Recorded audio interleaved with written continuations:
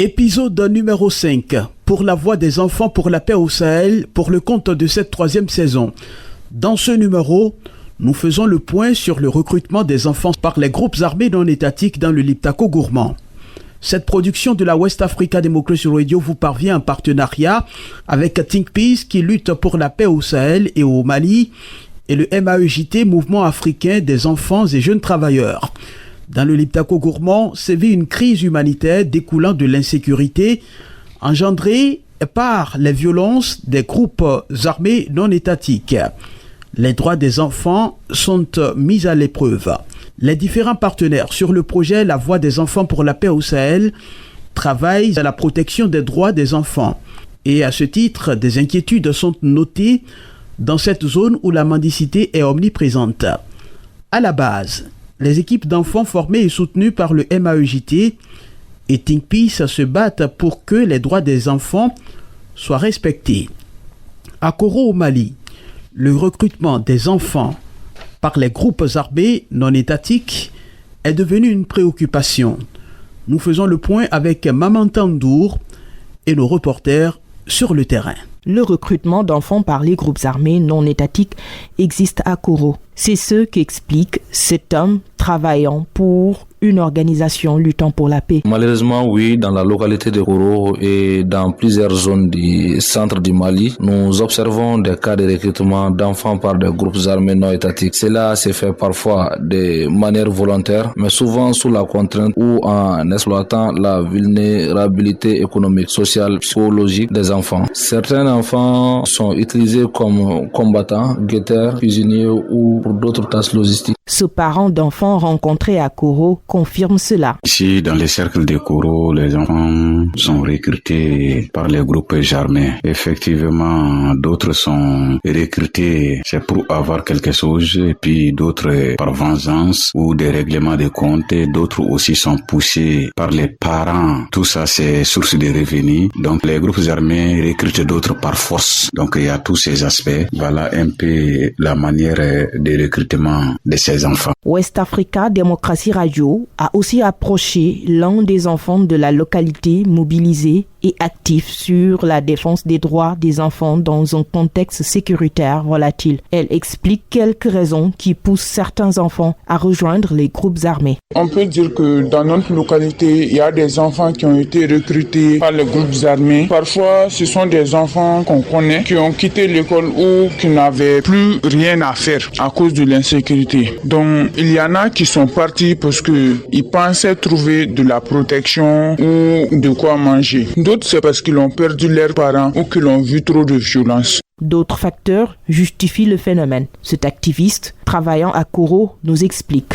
Plusieurs facteurs peuvent malheureusement conduire à cela. D'abord, l'extrême pauvreté pousse certains parents à ne plus pouvoir subvenir aux besoins de leurs enfants. Dans ces cas, certains voient les groupes armés comme une forme de solution temporaire, notamment lorsque ceux-ci promettent de la nourriture, de l'argent ou une forme de protection. Il y a aussi le manque d'accès à l'école, l'insécurité, la perte d'autorité de l'État et parfois même l'endoctrinement idéologique ou religieux. Mais dans la majorité des cas, c'est une situation subie, pas choisie.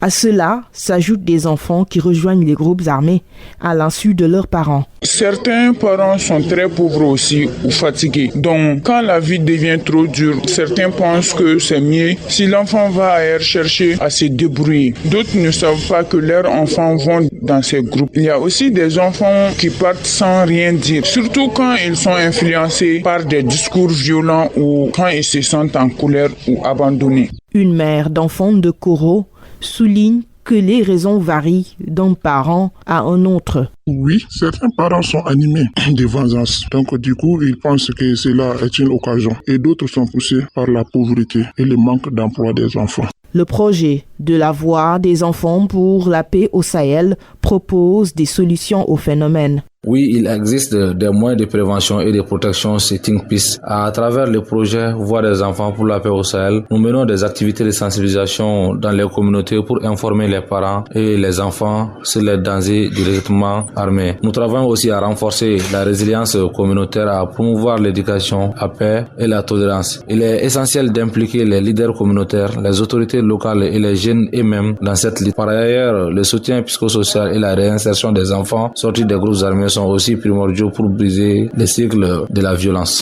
Cette adolescente, défenseur des droits, s'adresse aux différentes communautés sahéliennes. D'abord, il faut que les enfants puissent aller à l'école ou apprendre un métier aussi. C'est très important. Ensuite, on doit être écouté et protégé. Le MAJT nous apprend à connaître nos droits et à parler. Grâce aux activités qu'on fait, on apprend à refuser la violence, à aider également les autres enfants. Les parents aussi doivent être sensibilisés pour qu'ils comprennent que leurs enfants ont besoin de paix, pas de guerre. Et l'État doit faire plus pour sécuriser nos villages et nous donner de l'espoir. D'autres acteurs sociaux proposent des solutions. Il faut que l'État crée des emplois. Une fois qu'ils ont des emplois, vraiment, je ne vois pas pourquoi aller. Il faut que aussi la justice soit faite, parce que l'impunité aussi pousse beaucoup à aller vers ces fléaux. Parce que quand ça ne va pas et qu'on t'a fait quelque chose et ça ne va pas, d'autres, c'est la seule solution pour y d'aller pour se venger. Ouais. La solution, c'est d'abord la sécurisation des personnes et de leurs biens, la création d'emplois. Ensuite, je dirais une justice impartiale et équitable. Plusieurs activités de sensibilisation menées par les organisations non gouvernementales qui s'activent dans le cadre du projet La Voix des enfants pour la paix au Sahel contribuent depuis peu à mieux conscientiser les parents et les autres couches sociales de Koro. Allons maintenant à Kolo, au Niger. À Kolo, la situation liée au recrutement des enfants n'est pas aussi inquiétante qu'à Koro au Mali. Les groupes armés n'ont pas de bases comme au Mali. Le point avec Murtala Zouberou et nos reporters sur le terrain. Ici à Kolo, localité située dans la région de Tillabéri à l'ouest du Niger, les parents ignorent encore ces phénomènes. C'est le cas de Fatima Zara Amadou. À ce que je sache, dans notre localité, je n'ai jamais entendu parler d'enfants recrutés par les groupes terroristes. À mon avis, je ne vois pas ce qui va pousser un parent à laisser son enfant recruté par les groupes terroristes. Selon le point focal du MAJT Kolo, plusieurs mécanismes sont mis en place avec le soutien des autorités locales pour prévenir le phénomène. Amadou Harouna. Ce qui concerne dans notre zone, notre zone est menacée. Mais nous sommes en train avec les efforts des autorités, en train de conjuguer les efforts pour prévenir vraiment le recrutement massif de ces enfants-là. Et quand l'enfant se sent vraiment délaissé, abandonné et par sa propre famille, par ses amis, donc l'enfant il se sent beaucoup plus à l'aise à embrasser d'autres groupes qui vont l'accueillir et le mettre dans les conditions. Advient que même si le groupe est extrémiste, donc pour lui c'est de vraiment se sentir à l'aise. C'est pourquoi le MAJT est en train de jouer ce rôle-là, à vraiment d'accompagner ces enfants-là, des scolarisés et non scolarisés, afin qu'ils puissent vraiment s'orienter dans le domaine de la formation professionnelle. Les enfants du MAJT ne sont pas également restés en marge. Ils soutiennent les initiatives des autorités. En les sensibilisant, en les aidant, et puis s'il y a plus de travail, je pense que tout ça peut éviter. Puisqu'un enfant qui n'a rien, il est dans une situation de vulnérabilité. Donc je pense que s'il y a plus de travail, s'il y a plus de mobilisation, s'il y a plus de sensibilisation, je pense que ils peuvent se sentir moins laissés. Ils font des séances de sensibilisation. Ils les aident à plus prendre conscience, de ne pas suivre les voies-là, cette voie-là, de changer. Ce numéro de la Voix des enfants pour la paix au Sahel s'achève. Merci de votre attention.